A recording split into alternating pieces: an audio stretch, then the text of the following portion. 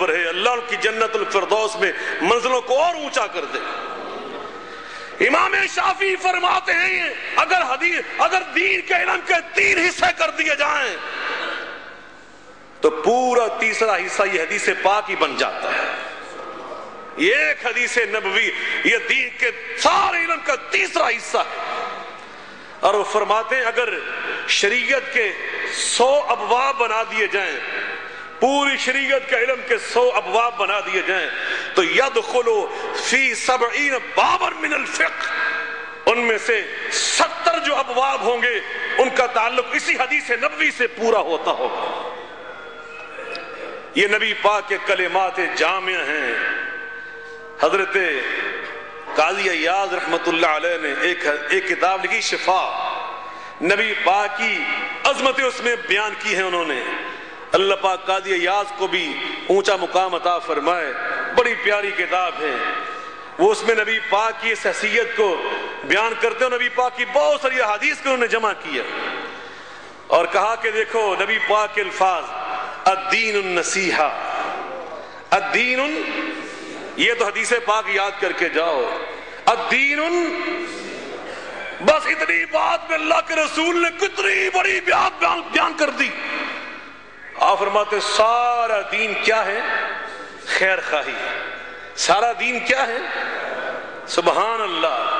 اور ہم اسی چیز سے غافل ہیں۔ الدین النصیحہ، اور دین سارے کا سارا خیر خواہی کا نام ہے۔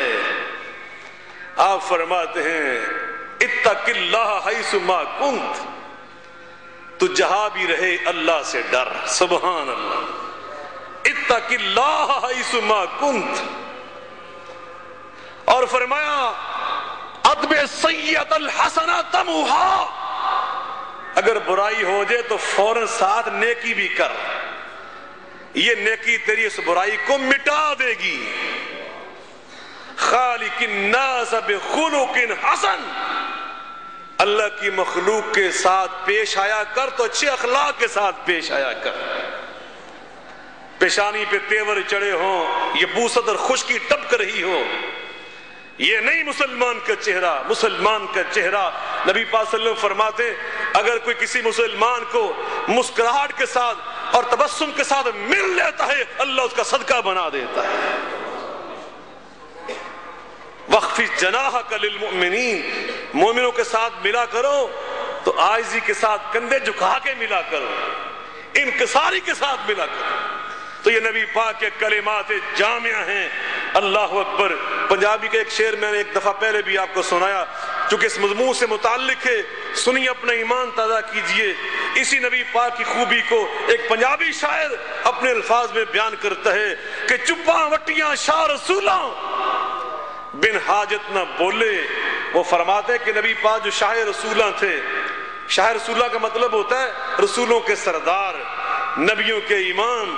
چپاں وٹیاں یعنی آپ خاموش زیادہ رہتے تھے، بن حاجت بغیر ضرورت کی آپ بات نہیں کرتے تھے۔ وہ فرماتے ہیں چپاں وٹیاں شاہ رسولاں، مقدور ہو تو خاک سے پوچھوں اے لئیں، تو نے وہ گنج ہائے گراں مایا کیا کیے۔ یہ پنجابی کے شعر بھی بڑے علامہ ہوتے تھے۔ میں پنجاب یونیورسٹی میں جب ایم اے کر رہا تھا، میں حیران ہوا کہ وہاں جو ہمارے ایم اے پنجابی دوست کر رہے تھے ان کے سلیبس میں ہمارے بہت بڑے اہل حدیث شاعر تھے شیخ سعید الفت رحمت اللہ تعالی علیہ، ان کی کتابیں جو ہمارے سٹیج پہ آ کے وہ پڑھا کرتے تھے اپنی نظمیں، وہ بعد میں لوگوں نے کتابیں بنا دی اور آج وہ پنجاب یونیورسٹی کے ایم اے پنجابی میں شامل ہے بطور سلیبس۔ وہ عالم لوگ تھے۔ آج کل تو ہمارے شاعروں کو اللہ ہدایت عطا فرمائے، گندے گانوں اور غلیظ گانوں کی طرزوں کے اوپر شعر بنا کر نبی پاک کی نعت پڑھتے ہیں۔ شرم کرو۔ یہ کل پرسوں ہی میں کسی دوست کے ہاں بیٹھا ہوا تھا، وہاں ہماری جو لوکل کیبل چلتی ہے اس کے اوپر ایک شاعر صاحب نبی پاک کی نعت پڑھ رہے تھے اور بار بار دہرا رہے تھے استغفر اللہ معاذ اللہ۔ مجھے دوست نے بتایا کہ یہ فلاں گلوکار کا گانا ہے اور اس کی طرز پہ وہ گا رہے ہیں کہ تو فلانا کام کر نبی پاک دی شان دے بارے ساڑی فرمائش تے، ساڑی فرمائش تے، استغفر۔ اور معاف کرنا یہ سب اس میں شامل ہے۔ سارے اس طرح کے ہو گئے. اور کم از کم میں اہل حدیث حضرات کے سٹیج پر یہ کئی دفعہ ان لوگوں کی مذمت کر چکا ہوں جو رفتہ رفتہ لوگوں سے متاثر ہو کر انہیں اہل حدیث سٹیج کو بھی ملوث کر دیا. گانوں کی طرز کے اوپر وہ جناب نبی پاک کی شان بیان کر رہے ہیں. استغفر. میں عرض کر رہا ہوں وہ کیسے عجیب شاعر تھے. وہ کہتا ہے ذرا اس کا لفظ سنیے, کتنے پیارے الفاظ ہیں, پنجابی شعر ہے, اور نبی پاک علیہ الصلوۃ والسلام کی تعریف کی برکت سے اس میں کتنا کمال ہے.